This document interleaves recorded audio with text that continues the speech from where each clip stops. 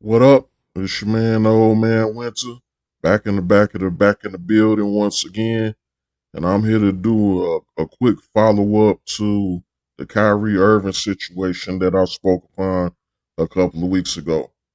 So your old man Winter. I came out with a video a couple of weeks ago. You may, if you're not familiar, you may want to go back and check that video out, where I basically explained that the actions of the NBA and the Brooklyn Nets against Kyrie Irving in regards to the alleged anti-Semitism on his part by tweeting the religious documentary Hebrews to Negroes was actually a violation of Title VII of the Civil Rights Act of 1964 in regards to employment discrimination, specifically religious discrimination. So, basically, after that, once I dropped that video, that had not been a part of the discussion. It was not in the lexicon. Kyrie was on defense. Everybody was on defense. Nobody was speaking about any wrongdoings of the organization. It was all about how wrong the organization. Well, the only wrongdoings that was being spoken on the organization was not of a legal status, but of the punishment being too harsh and severe. But nobody ever tackled it from an angle of being actually um, a violation of civil rights law or any type of illegal discrimination or anything like that. I brought that dynamic to the lexicon, and I got immediate responses. Jalen Rose made a video the very next day making a vague reference to the video I had made, basically saying that Kyrie's civil rights were not violated because, with a strange logic of, because Kyrie Irving is rich and because he makes millions of dollars, his civil rights wasn't violated. Well, soon after that, Jalen Rose had to retract that, apologize for making that video, because I guess legal team or somebody got with him to say that's the wrong message. From a legal standpoint, anybody's civil rights can be violated, no matter how much money they making or their status in accordance with civil rights laws. Because everything that I stated in my video is accurate and true in regards to the application of the law. So yeah, he soon retracted that. You had other people parroting my claims of religious discrimination, namely one Jason Whitlock, who basically said the same thing that I said in a tweet, that Kyrie should sue the NBA for religious discrimination. Then you had a lot of other people following suit, and the whole thing picked up steam to where the NBA's union start getting involved, and they even started saying that the actions of that they need to start looking into the actions of the Brooklyn Nets, and seeing the violations of law that may have taken place, as far and was considering filing a grievance. So all of that started, long story short, the whole civil rights violation started from the genesis was my video, um, because the Kyrie situation had been going on for weeks. It was the whole reason why I finally spoke up, because I found it unbelievable that nobody in the social media space, in the media space, nobody said anything about this man's civil rights being violated when it was glaring and obvious. So, like I say, once I put that out into the ether, although nobody gave me credit for bringing that to the ethos, everybody picked it up and ran with it. And that was the point anyway, not for no personal credit or anything like that. The point was for the message to get out that Kyrie Irving's rights were clearly violated. The actions of the NBA and the Brooklyn Nets was clearly a violation of civil rights law. Um, Now there's been, like I say, the union is talking about taking action, and even Kyrie vaguely alluded to the fact that there may be some legal action that he may take in the future regarding this matter. I'm gonna play this clip. It's a real short clip of when Kyrie Irving was asked about this, his response, and we'll get into it. Fair use is in full effect as usual. Kyrie, forgive me if you've been asked this already, but when you were suspended, there were a lot of players around the league. Jaylen Brown is one specifically that didn't like the way your suspension was handled. I'm just curious if you ever thought about filing a grievance or exploring those avenues at all. I got to leave that to my legal team, and leave it to the warriors I have around me. I have some strong people, men and women around me, that are going to do everything possible to make sure that I'm protected and my family's protected, and we protect one another. So, I'm sure some things will be done in the future, but there's no timetable on that right now. So there you go. Like I say, there wasn't any talk before that video of anybody's civil rights being violated, any grievances being filed, any potential lawsuits in the mix or in the works. None of that was in the lexicon. And like I say, I'm not doing this for a pat on the back or anything like that.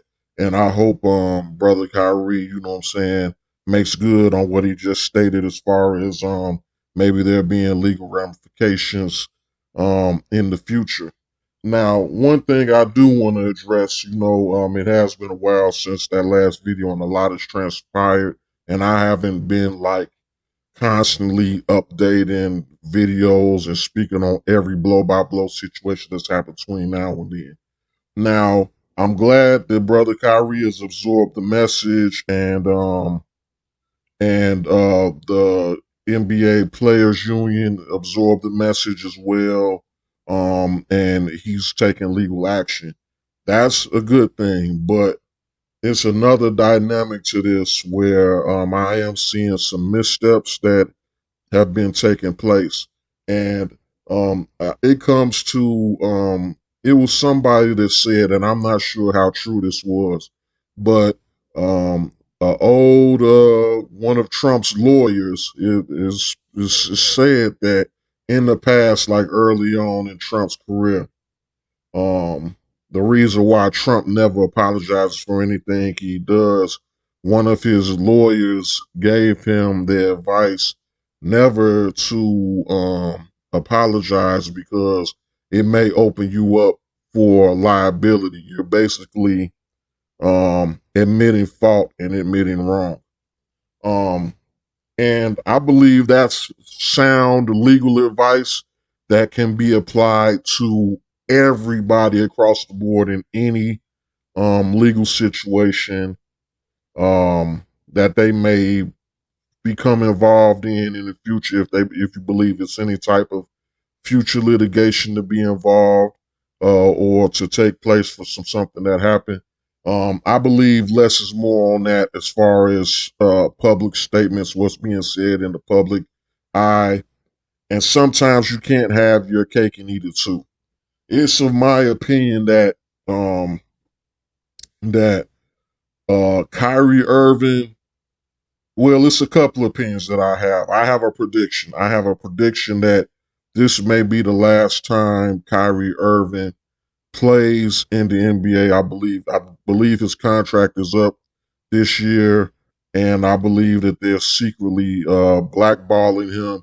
I believe that the list of demands that the Nets posed to him was an attempt at a constructive discharge, which a constructive discharge is an employer uh, creating a hostile work environment for an employee, whereas to make that employee basically quit and make it appear as if it's their own volition that they quit it, when they basically, the employer constructed a hostile work environment to force that employee out the door, basically making the work environment so reprehensible that it's no longer tolerable for that employee to actually work in that environment anymore. So creating that ridiculous list of demands was basically a constructive discharge.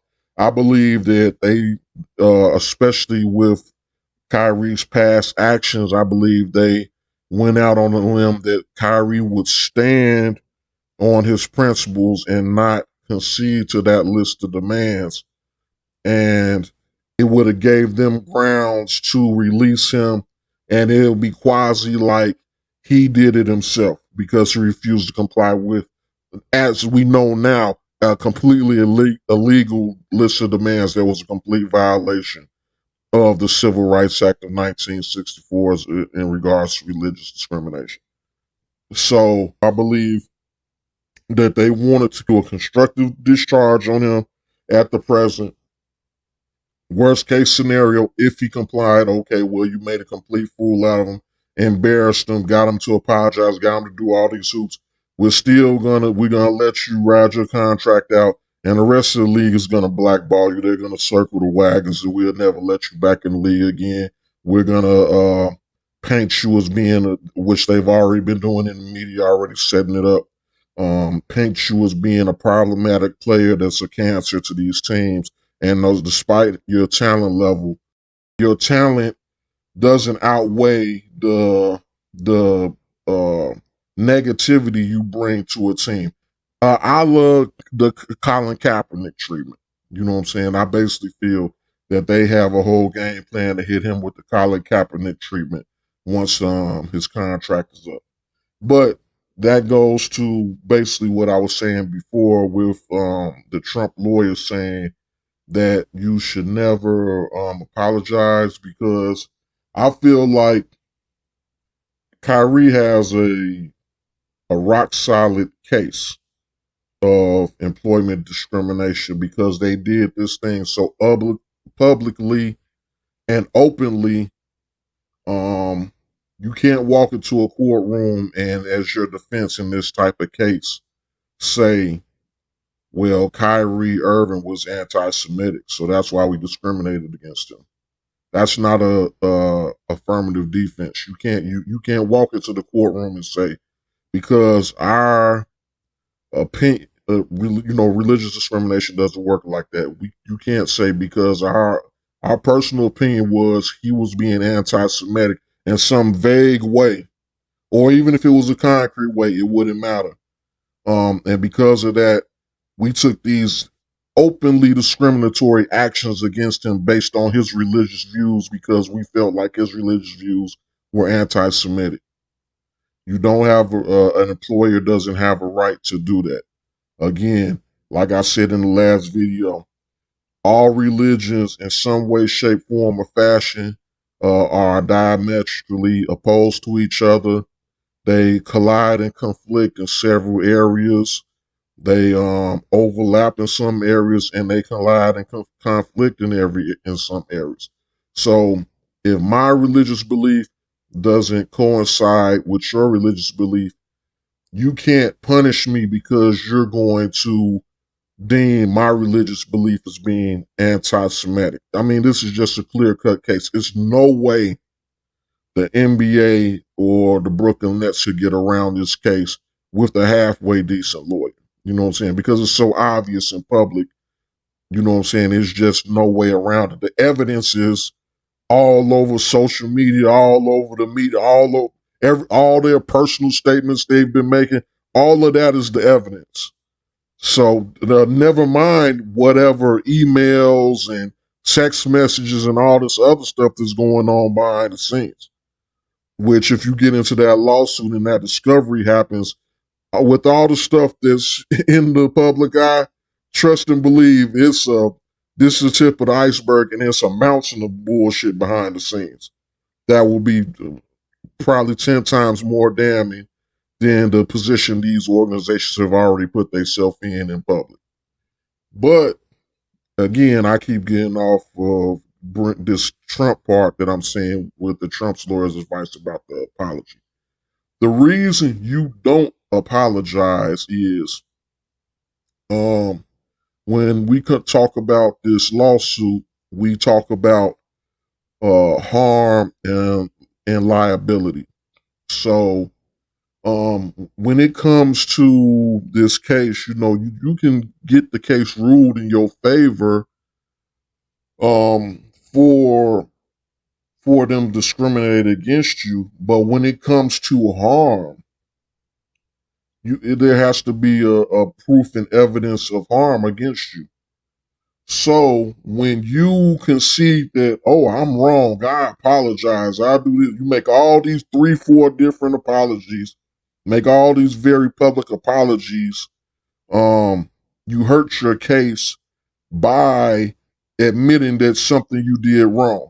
Now, if you're calling yourself suing somebody because they violated your religious your freedom of religion, your rights to freedom of religion, First Amendment rights of freedom of religion, and employment because you've been discriminated against because of your religious beliefs by your employer, then you have to hold that your religious beliefs mean something to you.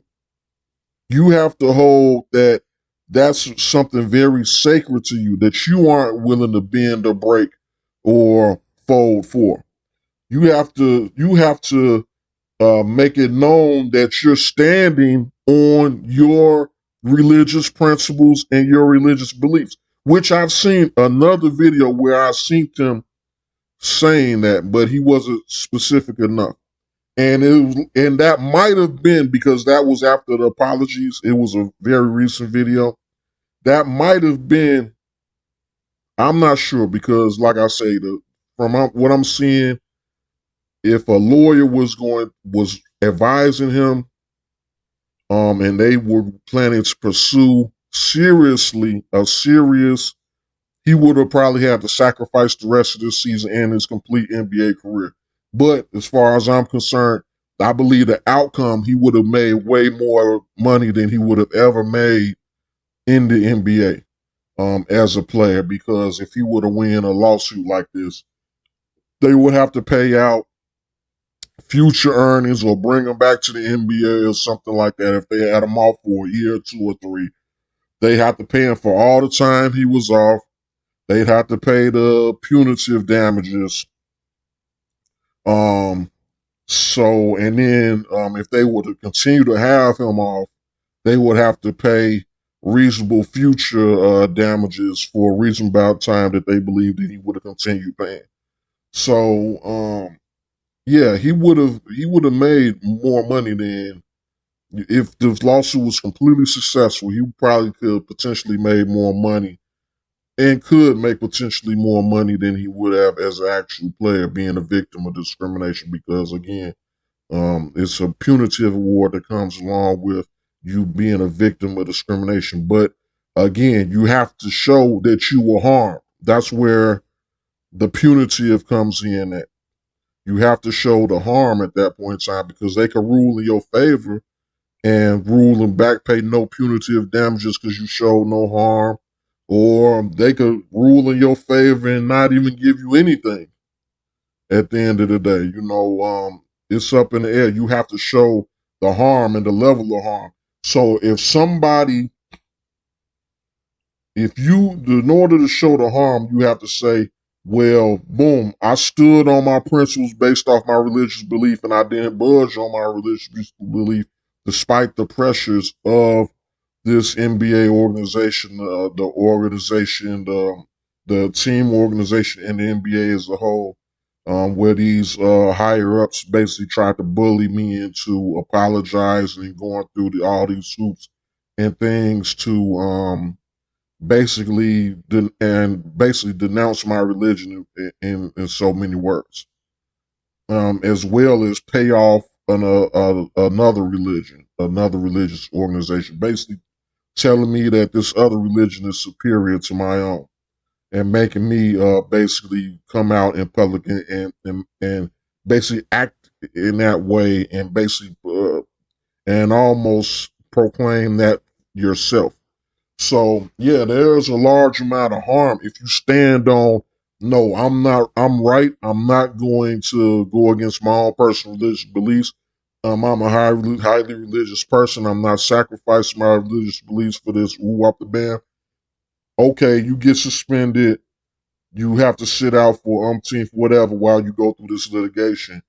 But in the long run, you win in the end because that's a concrete lawsuit you will definitely win. You know what I'm saying? At the end of the day, as opposed to coming out and basically watering down your lawsuit by apologizing, giving the defense room to say, well, look, even he says he was wrong for what he did.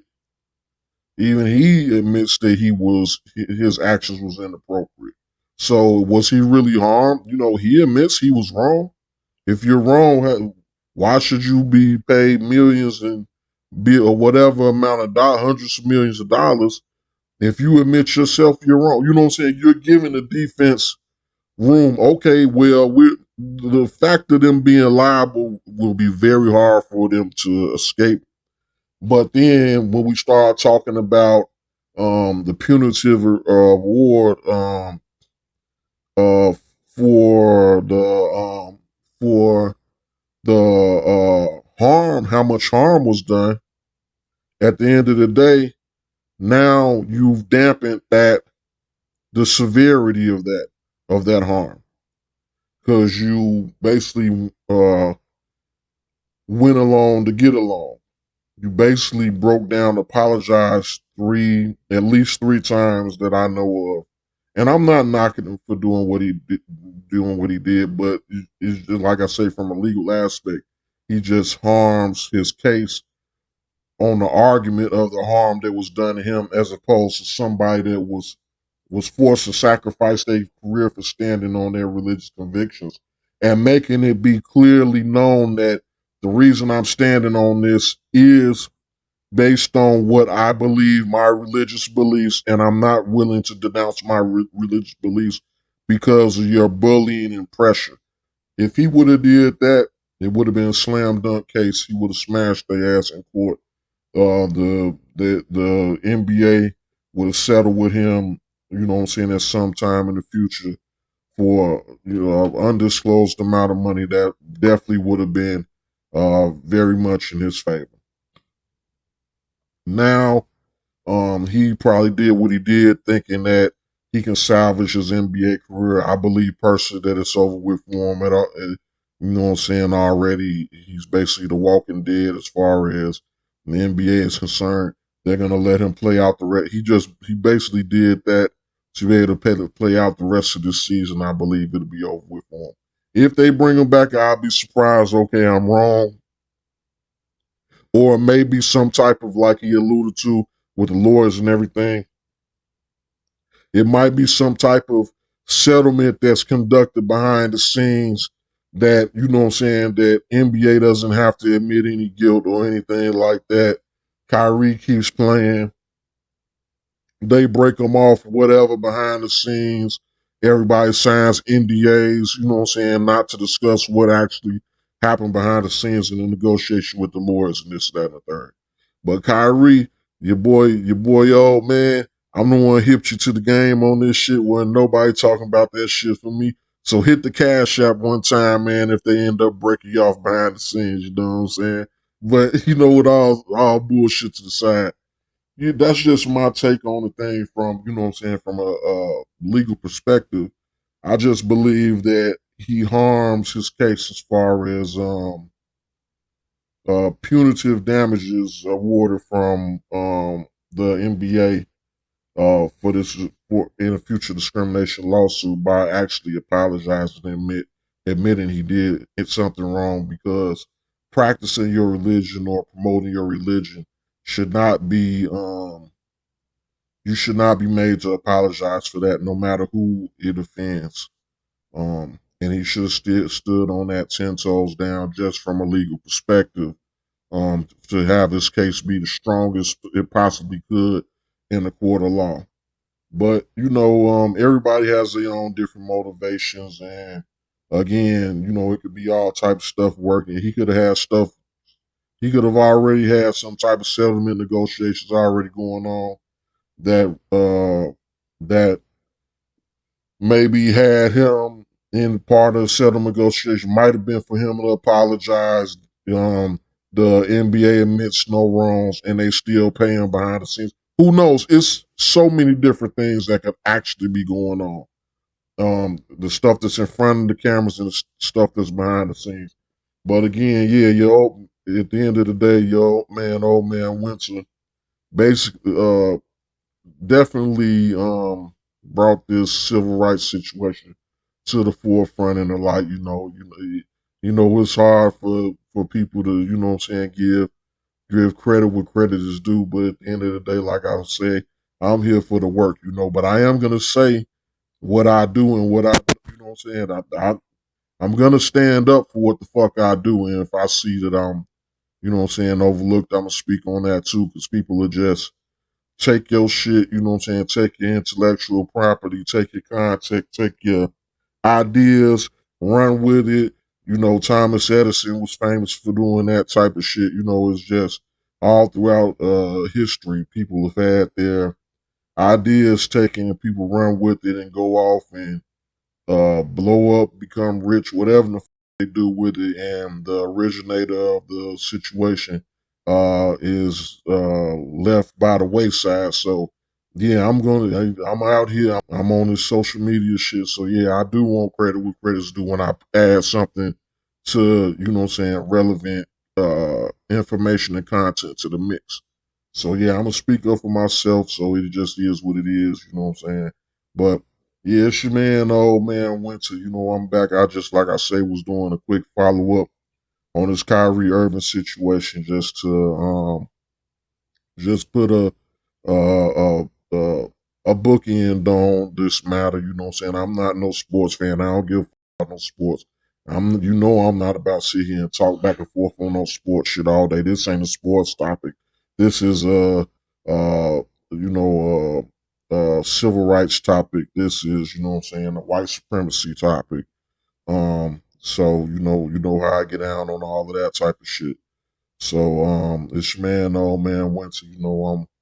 I'm seeing a lot of shit out here in these streets that, what I'm saying, kind of have my blood boil and be having me want to jump on the mic and la, you know what I'm saying, and get down. I've been taking a little hiatus, little break here and there between broadcasts and shit, but I might have to rattle off a couple in a row just to get some of this shit off, man, because I'm seeing a lot of bullshit out here in the streets. And like I say, your man, old man Winter, has a lot of, what I'm saying, to add to the mix. And, like I've always said since the beginning of me creating this space or whatever, I add, the reason I started the shit was I have a lot of unique viewpoints that I don't see other people, bring to the table. So I believe I have there's a space for me in this shit, you know what I'm saying, where, I'm not just around here parroting what everybody else is saying. I have a